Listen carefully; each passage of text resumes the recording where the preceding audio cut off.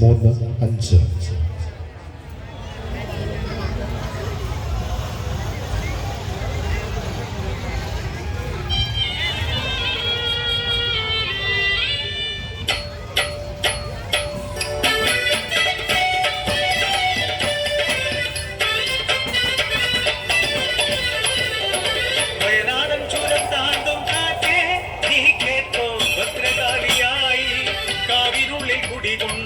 സുന്ദരി പെണ്ണിന്റെ കഥ ചൊല്ലിടാം. ഊരുവിളക്കിൻ കഥ കേട്ടിട്ടില്ലേ നിങ്ങൾ? ഊരിൻ പെൺകൊടി ചതിയായി അപമാനിതയായി മറുകര താണ്ടി ജന്മമേകിയ പൈതൽ ഇവൾ കാനന സുന്ദരി. വയനാടൻ തമ്പാന്റെ ചോരയാണെങ്കിലും ആ നാടിൻ ശാപമായി പിറന്നതെന്റെ അച്ഛന്റെ ശാപമായി അമ്മ തന്നണലായി വളർന്നൊര യൗവന സുരസുന്ദരി. കരിവിഴിയാളവൾ മോഹസുന്ദരി. വിശപ്പിൻ വേദന അറിഞ്ഞമ്മ വിട പറഞ്ഞ നേരം ഒരു നേരമെങ്കിലും നിറച്ചൊന്നുണ്ണുവാൻ യാചിച്ചവൾ ഈ ശാപമായി ഇനി എന്തിന് പരിഹസിച്ചവളെ ഇറക്കി വിട്ടു. ചുരം താണ്ടി കാട്ടിൽ അഭയം തേടി ഈ കാട്ടിലെ കാവിൽ ഒളിച്ചിരുന്നു. ഭദ്രകാളി തുണയായി കൂട്ടായി കാട്ടുമൃഗങ്ങൾ തുണയായി തോളരാ വിഷപ്പടക്കാൻ നടയിലെ കാണിക്കയും.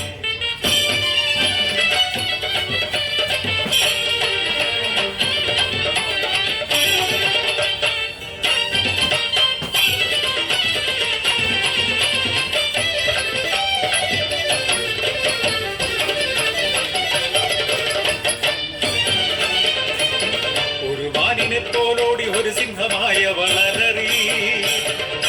അതുവഴി വന്നവർ അത്ഭുതമോടെ നോക്കി നിന്നു.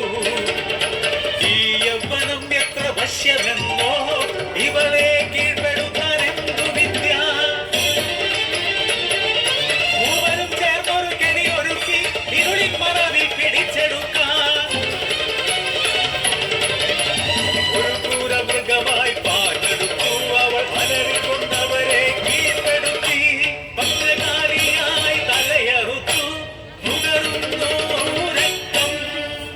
കാടിമക്കൾക്ക് തുണയായി രക്തദാഹിയായി രക്തേശ്വരിയായി അവളിരുന്നു.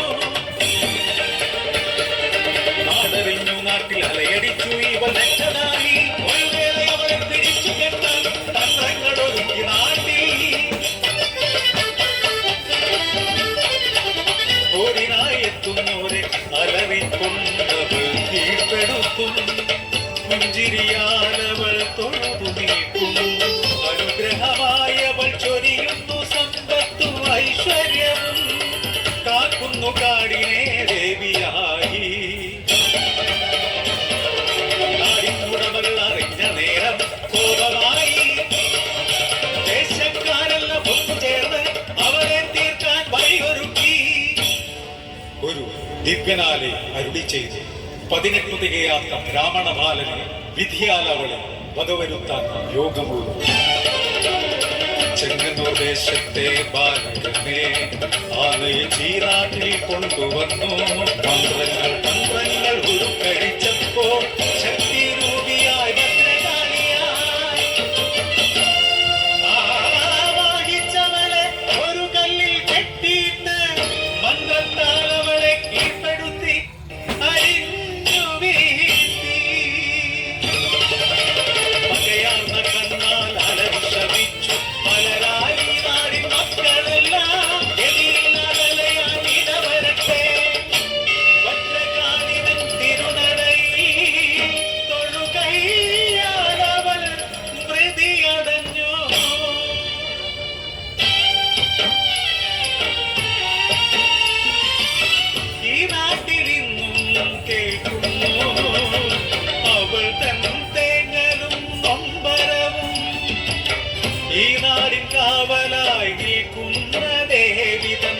തേങ്ങലും നൊമ്പരവും കേൾക്കുന്നു, ഇന്നും കേൾക്കുന്നു, ഇന്നും കേൾക്കുന്നു.